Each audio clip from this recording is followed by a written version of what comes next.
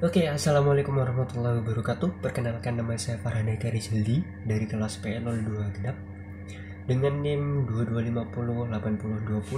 2250802071111074. Oke, di sini saya akan menjelaskan pengertian dari La Nina dan El Nino.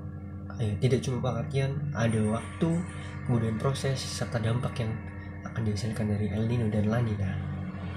Baik, yang pertama, El Nino di Indonesia seringkali dikaitkan dengan kondisi kekeringan, rendahnya curah hujan, dan gagal panen yang menyebabkan bencana kelaparan.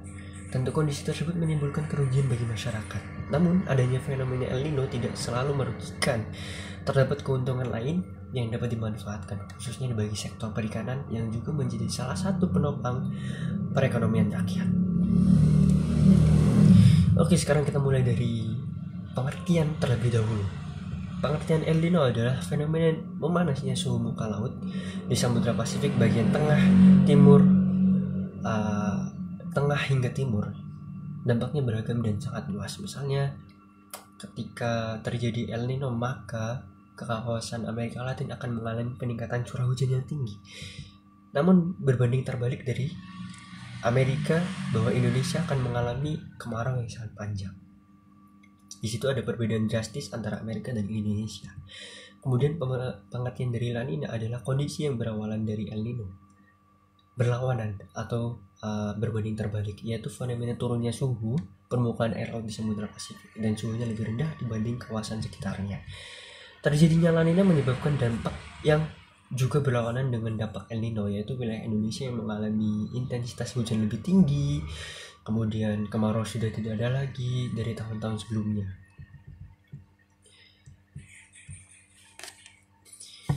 Kemudian kita bertanya-tanya kapan terjadinya fenomena La Nina dan El Nino. Terkait waktu terjadinya La Nina dan El Nino adalah berkaitan dengan hal-hal yang dijelaskan sebelumnya, bahwa El Nino akan terjadi apabila suhu di perairan Pasifik Tengah dan Timur meningkat. Waktu terjadinya kondisi ini umumnya pada bulan Desember. Terjadinya El Nino juga erat hubungannya dengan siklus 4 tahunan. Sejarah keilmuan manusia berhasil mencatat setidaknya telah lebih dari fenomena El Nino yang terjadi sebanyak 23 kali. Sedangkan untuk fenomena La Nina sendiri, keilmuan saat ini masih cukup sulit untuk memprediksinya. Siklus terjadinya La Nina juga tidak terjadi dalam rentang periode tertentu. Jadi untuk terjadinya sendiri itu masih dipertimbangkan atau masih dicari oleh para ilmuwan kapan terjadinya. Namun pada umumnya terjadi sekitar 6 tahun hingga 7 tahun sekali. Para ilmuwan mencatat telah terjadi La Nina sebanyak 15 kali kurang lebih. Oke, sekarang kita akan membahas tentang proses terjadinya fenomena El Nino dan La Nina sendiri. Yang pertama kita akan bahas tentang fenomena terjadinya El Nino. El Nino terjadi dikarenakan rentan fenomena cuaca yang saling memberikan hubungan sebab akibat, antara lain yang pertama adanya suhu Pasifik di tengah dan timur. Peningkatan suhu di Samudra Pasifik bagian tengah dan timur merupakan penyebab awal terjadinya El Nino. Suhu yang meningkat akan menyebabkan kelembapan atmosfer di atas perairan turut meningkat. Kemudian yang kedua ada pembentukan awan. Naiknya suhu perairan Pasifik bagian timur dan tengah akan menyebabkan kelembapan yang tinggi di atmosfer samudra.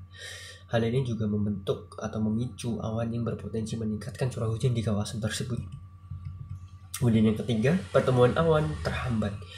Ketika awan telah terbentuk di belahan bumi bagian lain, tepatnya di Samudra Pasifik bagian barat, terjadinya peningkatan tekanan udara.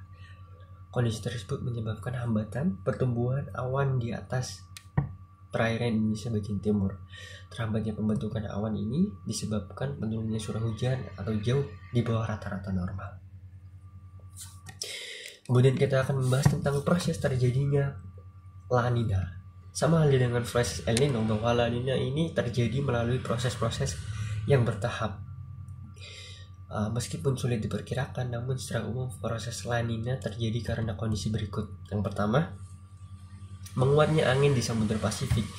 Fenomena La Nina terjadi sebagai akibat dari turunnya curah hujan di permukaan Samudra Pasifik Timur. pada saat yang sama angin pasang timur juga bertiup dan menguat di kawasan Samudra Pasifik. Kemudian yang kedua adalah masa air hangat terbawa arus. Adanya angin kencang yang bertiup di wilayah Samudra Pasifik, maka masa air hangat akan terbawa ke arah barat Samudra Pasifik dengan jumlah yang signifikan. Kemudian yang ketiga, ada terjadinya upwelling. Terbawanya masa air hangat ke wilayah perairan Pasifik Barat dalam jumlah yang besar akan berakibat pada masa air dingin di Pasifik Timur bergerak ke atas untuk menggantungkan masa air yang mengarah ke arah Pasifik Barat.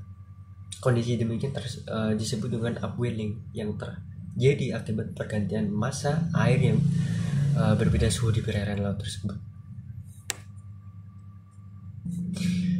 Oke, yang selanjutnya kita akan bahas mengenai dampak dari El Nino dan La Nina. Kondisi geografis Indonesia yang terdiri atas kepulauan yang besar dan luas menjadikan dampak El Nino dan La Nina juga tidak terelakkan atau bahkan sangat berpengaruh sekali bagi kondisi geografis di Indonesia.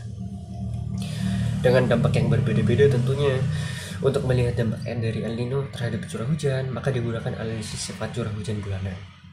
Menurut BMKG, sifat hujan bulanan adalah perbandingan curah hujan bulanan dengan nilai rata-rata curah hujan pada periode normal. Oleh karena itu, analisis yang digunakan akan melibatkan data-data terdahulu, misalnya curah hujan pada periode tertentu seperti kurun waktu 10 tahun bahkan 30 tahun yang lalu.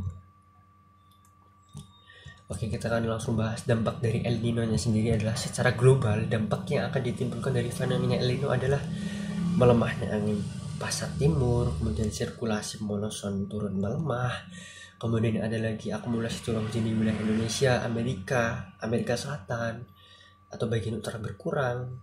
Kondisi tersebut mengakibatkan cuaca cenderung lebih dingin dan kering. Dan ada pula dampak dari kondisi La Nina sendiri, yaitu diantara lain adalah satu, menguatnya angin pasat timur, kemudian sirkulasi monsoon ikut menguat, kemudian wilayah Pasifik di timur akan mengalami penurunan akumulasi curah hujan sehingga mengakibatkan curah hujan lebih dingin dan kering.